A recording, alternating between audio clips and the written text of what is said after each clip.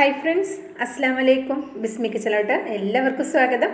ഇന്നത്തെ നമ്മുടെ റെസിപ്പി സിമ്പിളായി ചെയ്തെടുക്കാവുന്ന നല്ല ടേസ്റ്റി ആയിട്ടുള്ള ഒരു അടിപൊളി ബ്രേക്ക്ഫാസ്റ്റ് ഐറ്റമാണ്. 4 മണി ചായക്കൊപ്പവും കഴിക്കാൻ നല്ല ടേസ്റ്റാണ്. അപ്പോൾ എങ്ങനെയാണെന്ന് നോക്കാം.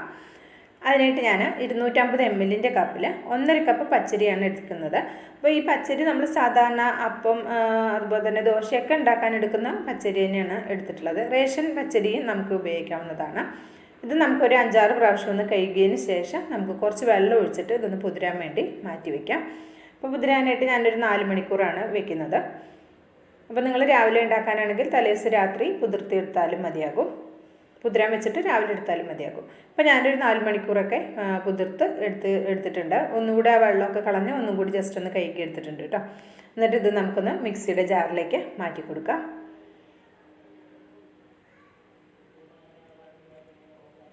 നമ്മുടെ വീട്ടിലുള്ള സാധാരണ ചേരുവകൾ വെച്ചിട്ട് എന്നാൽ കറികളൊന്നും ഇല്ലാതെ കഴിക്കാൻ പറ്റിയ നല്ല ടേസ്റ്റി ആയിട്ടുള്ള ഒരു ബ്രേക്ക്ഫാസ്റ്റാണ് കേട്ടോ. ഞാൻ എന്താ മിക്സിയുടെ ജാറിലേക്ക് അരി മാറ്റിയിട്ടുണ്ട്. ഇനി ഇതിലേക്ക് ഞാൻ ഒരു 3/4 കപ്പ് തേങ്ങയാണ് എടുക്കുന്നത്. ഫ്രഷായിട്ട് ചെരുകി എടുത്തിട്ടുള്ള തേങ്ങയാണ്. പിന്നെ ഇതിലേക്ക് ആവശ്യമായ ഉപ്പ് ചേർത്ത് കൊടുക്കുക. പിന്നെ അതേപോലെ തന്നെ ഇതിലേക്ക് ഞാനൊരു കോഴിമുട്ട കൂടി ചേർത്ത് കൊടുക്കുന്നുണ്ട്. നമുക്കിതിലേക്ക് ഒരു കോഴിമുട്ടയുടെ ആവശ്യമുള്ളൂ. 1.5 കപ്പിലേക്ക് ഒരു കോഴിമുട്ട മതിയാകും.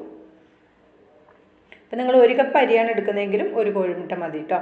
അപ്പോൾ കോഴിമുട്ട കൂടി പോകും അങ്ങനെയൊന്നും കരുതണ്ട. ഒരു കോഴിമുട്ട കറക്റ്റ് പാകം തന്നെയായിരിക്കും.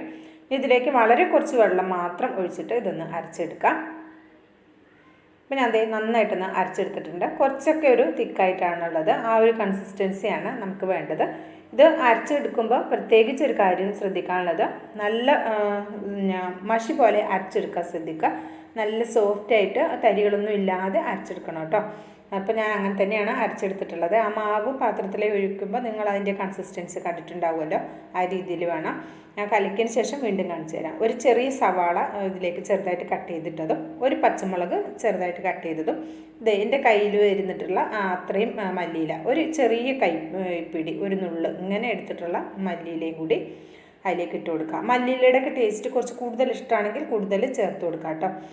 പിന്നെ മല്ലിയില കയ്യിലില്ലയെന്ന് വെച്ചിട്ടും കുഴപ്പമൊന്നുമില്ല. അപ്പോൾ നിങ്ങൾ എന്ത് ചെയ്താൽ മതി, കുറച്ച് കറിവേപ്പിൻ്റെ ഇല ചെറുതായിട്ട് കട്ട് ചെയ്തിട്ട് ഇട്ട് കൊടുത്താൽ മതി. കറിവേപ്പിൻ്റെ ഇല മുഴുവനെ അങ്ങനെ ഇടണ്ട, കുറച്ച് കട്ട് ചെയ്തിട്ട് ഇട്ട് കൊടുക്കുക കേട്ടോ. അപ്പോൾ അത് ഇനി നന്നായിട്ടൊന്ന് കലക്കി എടുത്തിട്ടുണ്ട്. അപ്പോൾ ഉപ്പ് നോക്കിയിട്ട് ഉപ്പ് വേണമെന്നുണ്ടെങ്കിൽ ചേർത്ത് കൊടുക്കുക കേട്ടോ. അപ്പോൾ ഞാൻ ഇതിലേക്ക് ഒരു 1/2 ടീസ്പൂൺ പെരുംജീരകം, വലിയ ജീരകത്തിൻ്റെ പൊടി ചേർത്ത് കൊടുക്കുന്നുണ്ട്. ഇത് നിങ്ങൾ തേങ്ങയും അരിയും അരക്കുന്ന സമയത്ത് ചേർത്ത് കൊടുത്താലും മതിയാകും. ഇതിലേക്ക് ഒരു പിഞ്ച് മാത്രം അപ്പസോഡ കൂടി ചേർത്ത് കൊടുക്കുന്നുണ്ട്. ഞാൻ അരച്ച അപ്പം തന്നെ തയ്യാറാക്കുന്നത് കൊണ്ടാണ് അപ്പസോഡ ചേർത്ത് കൊടുക്കുന്നത്. അല്ലെങ്കിൽ അത് ചേർത്ത് കൊടുക്കേണ്ട ആവശ്യം തന്നെ വരുന്നില്ല. നമ്മളൊരു 1 മണിക്കൂറൊക്കെ റെസ്റ്റ് ചെയ്യാൻ വെച്ചിട്ടാണ് നമ്മളിത് ഉണ്ടാക്കണമെങ്കിൽ അപ്പോൾ അപ്പസോഡ വേണ്ട കേട്ടോ. ഇപ്പോൾ ഞാൻ അപ്പം തന്നെ ഇൻസ്റ്റൻ്റായിട്ട് ചെയ്യുന്നത് കൊണ്ടാണ് അപ്പസോഡ ചേർത്ത് കൊടുക്കുന്നത്. പിന്നെ അരി അരക്കുന്ന നേരത്ത് തന്നെ പെരുംജീരകം ചേർത്ത് കൊടുക്കാൻ മറന്നിട്ടില്ലെങ്കിൽ ചേർത്ത് കൊടുക്കുന്നുണ്ട്. ഞാൻ മറന്നതുകൊണ്ടാണ് പൊടി ഇപ്പോൾ ചേർത്ത് കൊടുത്തത്. ഇപ്പോൾ ഞാൻ ചുട്ടെടുക്കാനായിട്ട് കുറച്ച് ഓയിൽ ചൂടാക്കാൻ വെച്ചിട്ടുണ്ട്. അത് ഹൈ ഫ്ലെയിമിൽ വെച്ച് ചൂടായതിന് ശേഷം ഫ്ലെയിം ഒന്ന് കുറച്ച് വെക്കുക. ലോ ഓയിൽ വെക്കരുത്, ഒരു മീഡിയത്തിൽ വെക്കുക. വെച്ചിട്ട് നമുക്കിത് ചുട്ടെടുക്കാം. നല്ല ആരെടുത്ത നല്ല അടിപൊളി അപ്പമായിരിക്കും. നല്ല ടേസ്റ്റുമാണ് കഴിക്കാനായിട്ട്. ഇതിലേക്ക് നമുക്ക് പ്രത്യേകിച്ച് കറികളൊന്നും ഇല്ലാതെ കഴിക്കാൻ പറ്റും. ഈ കറികളോടുകൂടി കഴിക്കണമെന്നുണ്ടെങ്കിൽ അങ്ങനെയും കഴിക്കാം. അതൊക്കെ നമ്മളെ ഇഷ്ടമാണ്, അതിനനുസരിച്ച് ചെയ്യാം. പക്ഷേ കറികളില്ലെങ്കിലും ഒരു ചായേൻ്റെ ഒപ്പം മാത്രം നമുക്കിത് കഴിക്കാൻ പറ്റും. അപ്പോൾ നോക്കാം, നന്നായിട്ട് പൊങ്ങിയൊക്കെ വന്നിട്ടുണ്ട്. അപ്പം ഇതൊന്നും ഇതേപോലെ മറിച്ചിട്ട് കൊടുക്കാം. ഇതിപ്പോൾ അരി അരച്ചത് കൊണ്ട് തന്നെ ഒരുപാട് വേഗം കുറേ സമയം എടുക്കുകയൊന്നുമില്ല, പെട്ടെന്ന് തന്നെ ആയിക്കിട്ടും. ഇപ്പോൾ ഒരെണ്ണം ആയിട്ടുണ്ട്. ഇപ്പോൾ ഇത് ഞാൻ കോരി എടുക്കുന്നുണ്ട്. ഇതേപോലെ തന്നെ ബാക്കിയുള്ളതും റെഡിയാക്കി എടുക്കാം. അരി അരക്കുന്ന സമയത്ത് പ്രത്യേകിച്ച് നോക്കാനുള്ളത്, അരി നന്നായിട്ട് അരഞ്ഞു കിട്ടണം, നല്ല മഷി മാതിരി അരച്ചെടുക്കണം. അതാണ് നോക്കാനുള്ളത്. തരിതരിപ്പുണ്ടെങ്കിൽ എണ്ണ കുടിക്കാനുള്ള ചാൻസ് കൂടും കേട്ടോ. അപ്പോൾ ഞാൻ എന്താ രണ്ടാമത്തതും ഒഴിച്ചു കൊടുത്തിട്ടുണ്ട്. ഇതേപോലെ ബാക്കിയുള്ളത് മുഴുവനും ഞാനിവിടെ റെഡിയാക്കി എടുക്കുകയാണ്. ഇനി ഇതിൻ്റെ മുകളിലേക്ക് കുറച്ച് എണ്ണ ഇങ്ങനെ കോരി ഒഴിച്ച് കഴിഞ്ഞാൽ പെട്ടെന്ന് തന്നെ പൊങ്ങി വരികയും ചെയ്യും കേട്ടോ. അപ്പോൾ അതേ മുഴുവനും ഇവിടെ റെഡി ആയിട്ടുണ്ട്. അപ്പോൾ വളരെ സിമ്പിളല്ലേ, പെട്ടെന്ന് തയ്യാറാക്കി എടുക്കാവുന്ന, കറികളൊന്നും ഇല്ലാതെ കഴിക്കാൻ പറ്റും. നല്ല സോഫ്റ്റ് ആയിട്ടുള്ള നമ്മുടെ അടിപൊളി ബ്രേക്ക്ഫാസ്റ്റ് ഇവിടെ റെഡി ആയിട്ടുണ്ട്. അപ്പോൾ എല്ലാവരും ഒന്ന് തയ്യാറാക്കി നോക്കുക.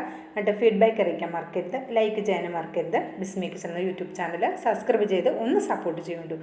ഇൻഷാ അല്ലാഹ് അടുത്ത നല്ലൊരു അടിപൊളി വീഡിയോ ആയിട്ട് എത്തുന്നത് വരേക്കും എല്ലാവർക്കും നന്ദി, നമസ്കാരം.